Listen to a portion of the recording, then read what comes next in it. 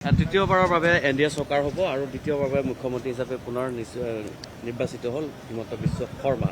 গতিকে এই মুহূৰ্তত কেনেধৰণে আপোনালোকে মন্ত্ৰীসভাখন গঠন হোৱাটো বিচাৰে?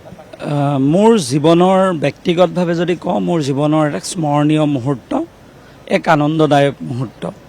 ডক্টৰ হিমন্ত বিশ্ব শৰ্মা ডাঙৰীয়া এগৰাকী বিচক্ষণ আৰু সমাজৰ প্ৰতি দায়বদ্ধ, অসমক ভাল পোৱা এগৰাকী নেতা। আমি 2011-12 চনতে আমি এই কথা কৈ আছিলোঁ আৰু তেতিয়াৰ পৰা আমি আশা কৰিছিলোঁ যে তেখেত এদিন অসমৰ মুখ্যমন্ত্ৰী হওক আৰু অসমখনক সকলো দিশত আগবঢ়াই লৈ যাওক। আজি সেই মহেন্দ্ৰখন আহিলে।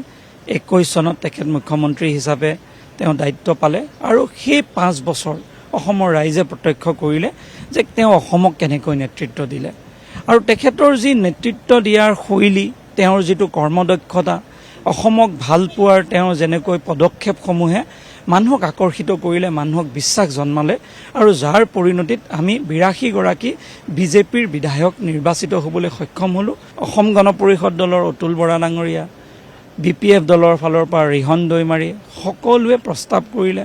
আমাৰ দৰে অভাজনো তেওঁক সমৰ্থন কৰাৰ সৌভাগ্য হ'ল। আমাৰ দৰে প্ৰত্যেকগৰাকীয়ে দুগৰাকীকৈ প্ৰস্তাৱকৰ লগত সমৰ্থন আগবঢ়ালে আৰু আমি আটায়ে সৰ্বসন্মতিক্ৰমে তেখেতক আমি নিৰ্বাচিত কৰিলোঁ আৰু আমি যিহেতু তেখেতক প্ৰস্তাৱ আগবঢ়ালোঁ, সেই প্ৰস্তাৱক সমৰ্থন জনাই JP নাড্ডা ডাঙৰীয়া, আমাৰ কেন্দ্ৰীয় স্বাস্থ্যমন্ত্ৰী, লগতে আমাৰ পূৰ্বৰ ৰাষ্ট্ৰীয় সভাপতি, তেখেতে ঘোষণা কৰিলে যে মাননীয় মুখ্যমন্ত্ৰী আমাৰ বিধায়িনী দলৰ নেতা হিচাপে ডক্টৰ হিমন্ত বিশ্ব শৰ্মা ডাঙৰীয়া হ'ব বুলি।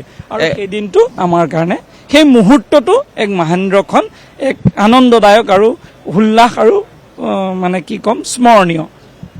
হিমন্ত বিশ্ব শৰ্মাৰ নেতৃত্বত পুনৰ এক অনিৰুদ্ধ যাত্ৰা অসমে লাভ কৰিব।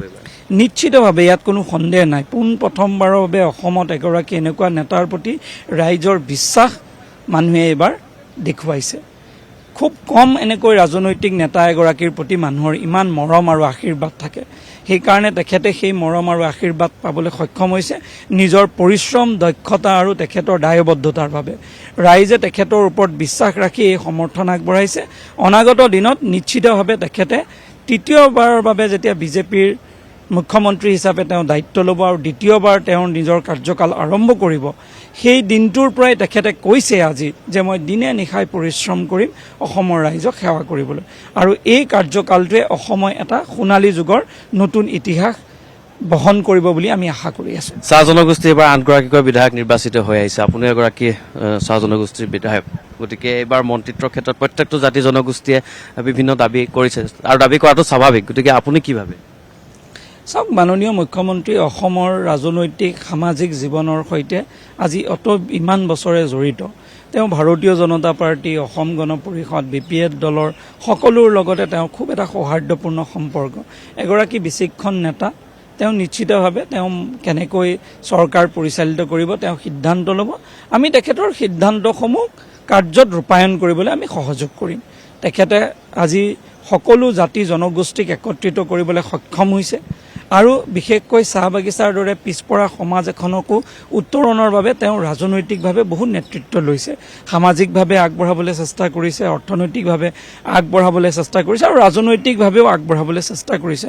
তেখেতৰ এই মৰম আৰু আশীৰ্বাদে প্ৰতিটো জাতি জনগোষ্ঠীৰ মাজত এক নতুন সমন্বয় আৰু এক নতুন ভাতৃত্ববোধৰ পৰিচয় দাঙি ধৰিছে। তো আমি আশা কৰিছোঁ আমি প্ৰতিটো জাতি জনগোষ্ঠীৰ প্ৰতি দায়বদ্ধ হৈ এই চৰকাৰখনে কাম কৰিব আৰু সকলোকে সমানে আগবাঢ়িবৰ বাবে এই চৰকাৰখনে সুযোগ দিব, সেই বিশ্বাস ৰাখি আমি অহা 12 তাৰিখৰ দিনটোলৈ অপেক্ষা কৰি আছোঁ। ধন্যবাদ জনাইছোঁ। আৰু এয়া আছিল বিশ্বনাথৰ নৱনিৰ্বাচিত বিধায়ক পল্লৱ লোচন দাস। আৰু 12 মে'ত যিহেতু ফলাফল, যিহেতু শপত গ্ৰহণ হ'ব আৰু শপত গ্ৰহণৰ পিছতে কেইবাগৰাকী মন্ত্ৰীয়েও শপত ল'ব, গতিকে সেই সম্পৰ্কে কিছু আমি কথা পাতিলোঁ। আৰু ইতিমধ্যেই যিহেতু ৰাজ্যপালৰ চৰকাৰ গঠনৰ বাবে প্ৰস্তাৱ দাখিল কৰিবলৈ বা অনুৰোধ জনাবলৈ মুখ্যমন্ত্ৰী গৈছে, হয়তো 12 মে'লৈ আমি ৰখিব লাগিব। সেই মহান্ত্ৰখনৰ সাক্ষী হৈ ৰ'ব অসমবাসী।